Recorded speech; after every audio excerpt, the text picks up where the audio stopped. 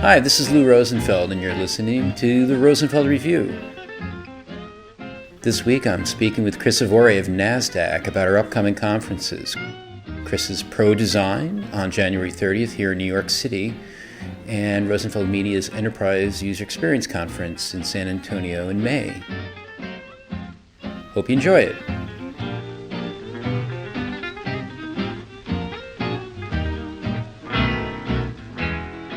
We started the event almost because I was disappointed that if we had 6 really motivated potential speakers who had really great ideas, that if they were to, all submit their proposals to one conference, that they clearly wouldn't necessarily all be able to submit, or they all would be accepted because nobody would have half the program be from one company. So that was actually kind of the impetus of the idea. Is like, if we already have some really great talent that has some really unique ideas that they want to share, that perhaps we could find the venue and the forum upon which to do that.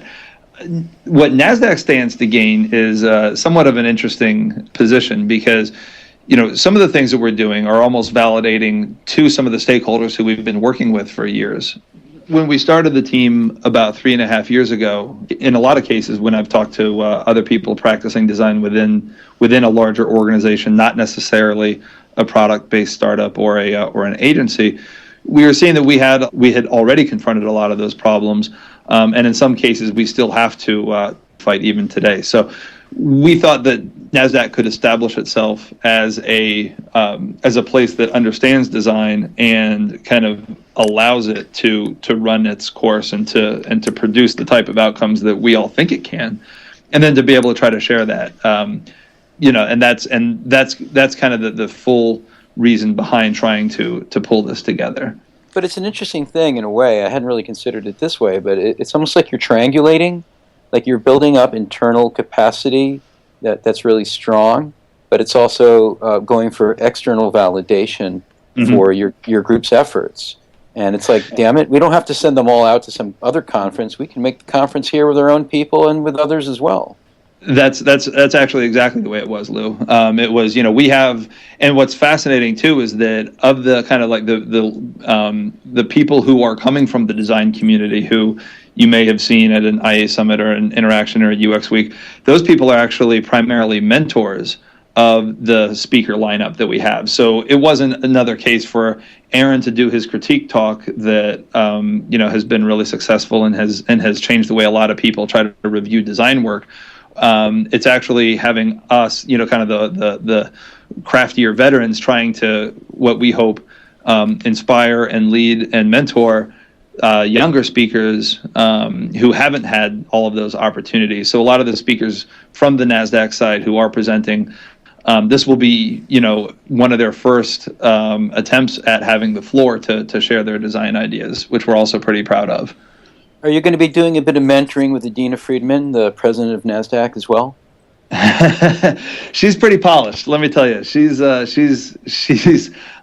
don't think I'll have much that I could offer her, that's for sure. And ditto Anna, our closing speaker. They both really know how to communicate a message that we think will resonate well, we hope, with a lot of the senior leadership who we were inviting to the event, but then also hope to show some of the younger practitioners in the audience that management can understand that this doesn't have to be an us against them type of working relationship where it's the suits versus the tattooed hipsters trying to do good work. We're trying to show that we all can be in this together. We all can kind of have the same goals and the same outcomes. Well, you know who I'd be really uncomfortable to be at that conference? A middle manager. Because they're going to be getting, they're going to kind of be getting squeezed from both directions in what I think is a good way. So if you're a Nasdaq middle manager, you've been forewarned. I'm sure you're listening to this podcast. Well, yeah, and what I like in how you've constructed the program is that you've really kind of done a great job balancing the people who are obviously senior level Nasdaq folks, C-level and so forth, with people from your team who may not have a lot of presenting experience. One of the things I'm finding in terms of program construction that's really, really challenging, and I know we're going to get lambasted about this, is balance. There's so many things to balance. So we are trying to balance people who are, well-known, let's call them thought leaders. Many of them have written books for us, but not just for us, other publishers as well, with people who are internal, who may not be well-known, but they've got great enterprise experience. But we're also, at the same time, trying to balance things like gender. We're trying to balance things like, having some people who don't have much speaking experience at all with some real polished people. And then, forget the whole thing about things like, are we getting people from outside the U.S.? A few, but it's been really challenging. So I kind of have a new empathy for anyone who's trying to put together a program for a conference. It's just a bear, and we haven't even waded, you or I, into the unpleasant waters of accepting proposals for talks. I don't think you have. Right. No, we did an internal call for proposals, and that was it. Oh, okay, that's pretty interesting. Yeah. And how many people did they go out to? Well, to my team. So it was basically to the 28 people on my team is when we opened it up. But even that actually was somewhat of a simulated environment where we kind of already knew who was going to pitch, who wasn't.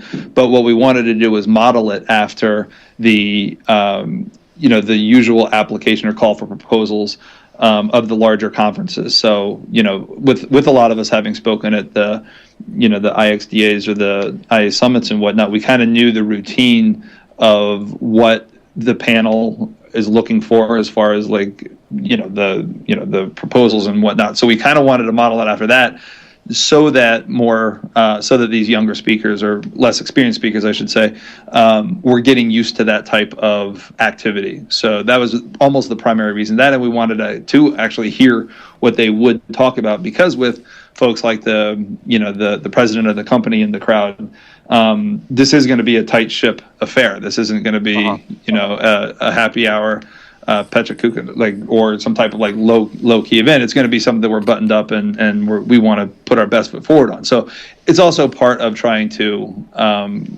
help them think through their thinking. But other than that, everything else was, like you said, almost essentially invite only via our personal networks, asking people in the greater design community who we should be talking to, and who else we have seen and things like that. So you're right, because once you get into your own kind of networks, you have all the biases that are in that network, and it can be a challenge to make sure that you're not just going out right to your own first wave of connections, because therefore you may not necessarily be getting that wide exposure that and those voices that have a good story to tell that would probably be unheard if you only exclusively went to your first round of connections. Well, and one of the real challenges, and you mentioned Pecha Kucha, which is something we're considering, is balancing the formats out so that you can have a mix of opportunities to present and engage with the audience. And that's a really hard thing. We're having a hard time with a 2-day main program, and you're really even more limited, obviously, with a single day. So one of the things that we're finding is that we're just getting people, now that we've announced our conference, just pitching us left and right, even though we already have a full program. And some of them are really impressive, and we want to hear from them, although there's no opportunity for the first conference. And some probably haven't even bothered to spend more than 5 seconds on our site before pitching us. But one of the cool things is that we can say to them, hey, this is our first edition. We really are working with known quantities. We really want to get it right. And so it's important to work with people we know and know well. But we are planning on doing this again in 2016 and 2017 and on, and we can talk about future programs. So we're planning on continuing the Enterprise UX Conference. Are you guys thinking that you'll do an annual event? Will it be more frequent? Is it going to continue to be a one-day event, or will time be the judge in all these questions? That's a great question, Lou. I think right now I'm comfortable saying that there is a lot of energy around the executive management team that they would like to see where this could go. Usually the types of events that Nasdaq hosts, are really further up out of my pay grade. They're usually a lot more like at the Davos type realm. So I'm curious to see if this is going to go more of the like a design management institute type of conference, or if this is going to stay where we're pitching it to practitioners and people who aren't necessarily on the conference circuit all the time. I'm not yet certain that we'll have another practitioner-based program a year from now, or if we will take this a little further up and try to make this more selling design and design process and design outcomes to executive teams, and we go that route. The irony there is that part of this really was supposed to be a conference for the greater New York design community who didn't necessarily have the availability of resources to be able to travel all around or to go to, a lot of the big name or bigger name conferences around the industry. So there would definitely be some shifting of vision if that were to hold true. But again, it's still really early. I think I want to see how, my own management team, like to see what Adina thinks of it when she's in there after she's given her remarks and she sees some of the quality of the presentations and the people who are really paying attention and who stand to gain the most from it. But it's certainly too resource intensive for us to try to do it quarterly or even a couple times a year, anything like that. We're still in the business of shipping software here. So, and like I've kind of had to make sure that our committees aren't becoming professional pro designers, that we really are trying to stay on top of everything else while also still trying to pull together a conference. But we've got some pretty great people who are used to juggling a lot of these things. So it's worked out. Well, so Chris, I mean, like you mentioned, really potentially a bunch of different audiences in there, right? I mean, there's the local community, there's practitioners versus senior people, there's an in-house community, and so this is one of the things we've struggled with in the sense that people looking at this from the outside may say, well, who's your audience? Haven't you defined all this? Well, this is very squishy, and it's easy to kind of give people an opportunity to be hoisting you on your own petard, right?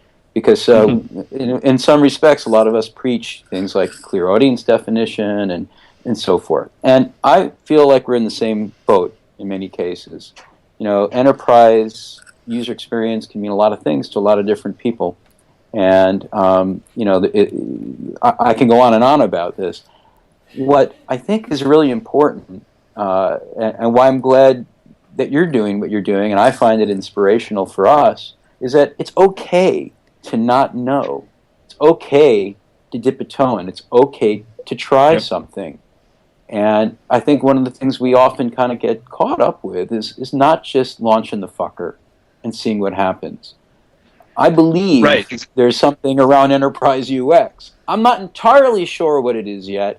And there's only one way we're going to find out, in my opinion, and that's by trying. And we're not going to do something that's crappy, and we're not going to have a bad program, and we're not going to have a bad experience. It's not going to be perfect, and it's not going to be all things to all people, or maybe all things even to the types of people that we want to reach. But we won't know until we try it.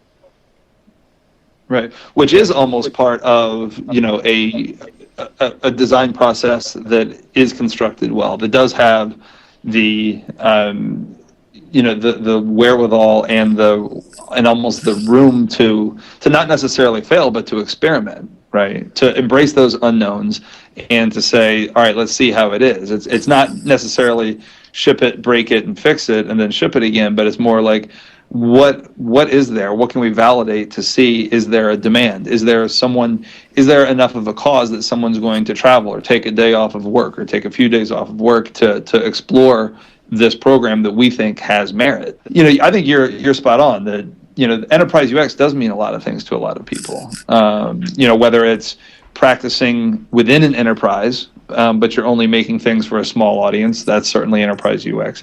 I think if you're on a smaller team, but you're making things to be used at scale across organizations, that's clearly going to fall into that camp.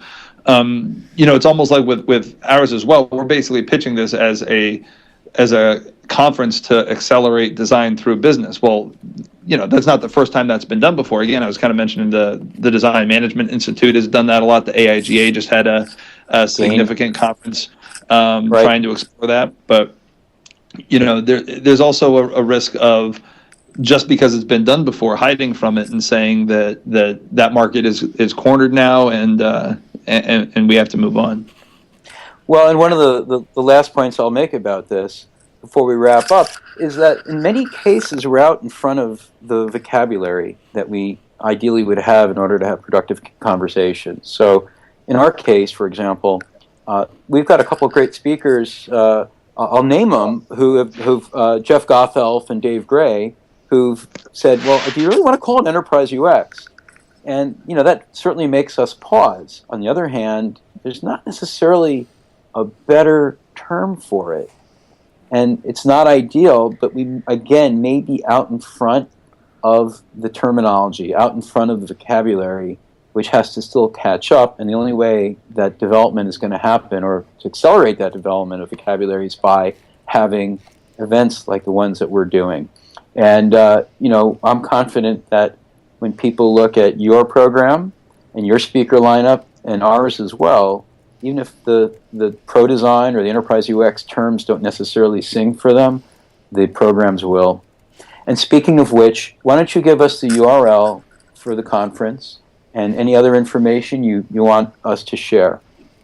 Sure, perfect. Thanks, Lou. Yeah, the URL is ProDesignConf. That's ProDesignConf.com.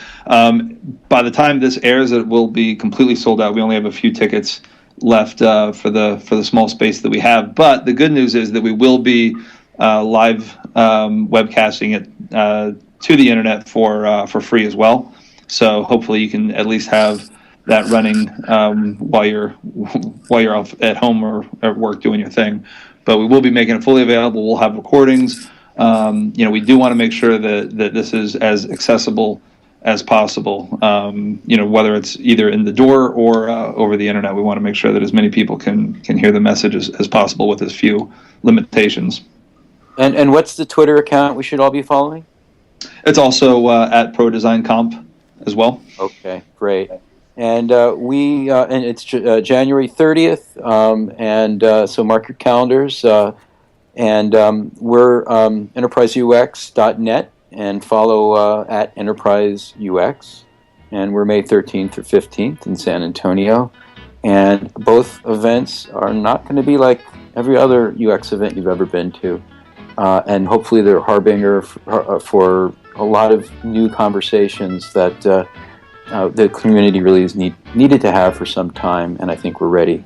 So let's develop that vocabulary, and let's shape that conversation. And I really look forward to attending in January, Chris. Thanks we can't wait to see you today. All right. Take care.